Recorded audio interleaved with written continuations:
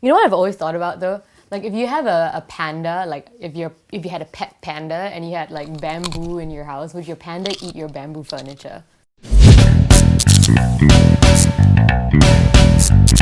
Anyways, Horrible Bosses. Never watched the movie because apparently they said that Jennifer Anderson appears frontal nudity in that. There's boobage. No boobs. So after watching the first Horrible Bosses with no boobs, I'm like, screw this, I ain't gonna watch the second one. Point is, different types of bosses and how long you should pay your dues in the industry or in any job you do. Everyone is like, oh, you can't just come in and expect to, be great. The only example I can think of are mass comm students who intern at my radio station and they're like, oh, I produce my own radio show in, Poly. Put me on air right now. No, bitch, I'm not gonna put you on air right now. And they're always like, you always have to pay your dues. What the hell is dues? What does that mean? Pay your dues? Like,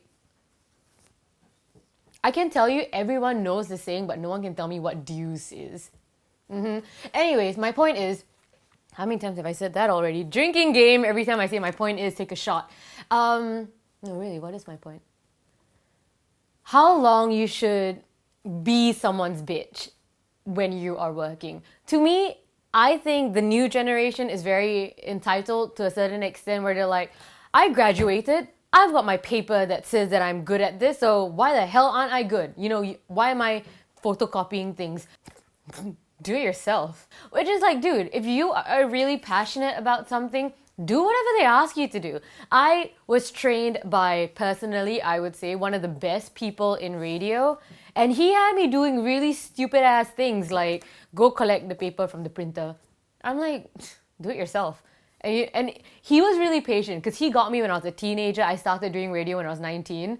So I, of course, being the teenager, thought I knew everything and I was really like angsty. And he did say some questionable things such as don't forget who's signing your checks, which is pretty much telling me I'm your boss. You need me. If you piss me off, I'm not going to sign your checks and you can look for a job somewhere else. You stupid little runt. I own you. You're my bitch. And I was constantly reminded that, hey, if you're not happy here, I've got like 600 other girls who would die to be a radio DJ. Which is, you're threatening, but when you're dealing with a punk-ass smart kid, sometimes you need to be put in your place. My point is, I dealt with that for many years. But if you are really interested in something, you're gonna do it. You gotta put up with it. If you're gonna do it, you gotta put your back into it. I can do it, put your ass into it. Like, you have to put up with a certain degree of crap. I'm not saying it's always good, but you have to. If the worst thing the person is making you do is buy them coffee and buy them lunch and get them things, at least you'll have a future in waitering. And now that I'm older, thinking back, I needed to be put in my place. I needed to be told not to take the job for granted. But then having said that, how much is too much? Now that is your own personal line. If you think that you are entitled and you deserve better and you're not going to put up with taking someone's copies from the printer, you're not going to put up with buying someone coffee, find another job. Everyone is replaceable. Hashtag dance moms. Replaceable. Everyone's replaceable. Everyone's replaceable. Also, that doesn't mean you have to be an asshole of a boss, because there are pricks out there, okay? Case in point, before I became a radio DJ, I was working in a childcare center, molding the mind of the young. And basically, when I went to try out for radio, my boss told me, no, you can't. You either do this or you go for your tryouts. If you go for your radio interview, I'm sorry, I'm gonna have to let you go.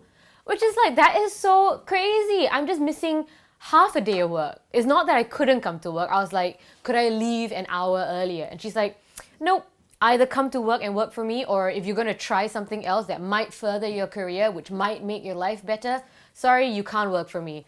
Which brings me to the next topic of people who say, oh, I really want you to succeed. I'll be happy if any of my employees succeed. Come on now, not everyone is like that. Case in point, another one of my friends, he works for this guy, and this guy is telling all his employees, I'll be really happy if y'all open your own shop, or if you get a better opportunity, or if you work for someone else. I'd be really proud of all of you because You worked for me first, and now you're doing something better. The moment, however, he found out that my friend might be going off doing his own thing, he fired him. Wow, spit came out all over the place. Which is like, come on, if you are genuinely happy for someone, be happy for them. If they decide they're going to stop working for you, and if you've been a good boss, they're going to go to their next job and say, you know what? The reason I am this good is because I worked for him. He was such a good mentor. He taught me everything. That you will get credit if you are a good boss. If you are an asshole, hate is gonna hate. People are gonna talk about you. People are gonna say that you are a mean tyrant of a Megatron guy. I do love Megatron. Optimus Prime is such a wuss.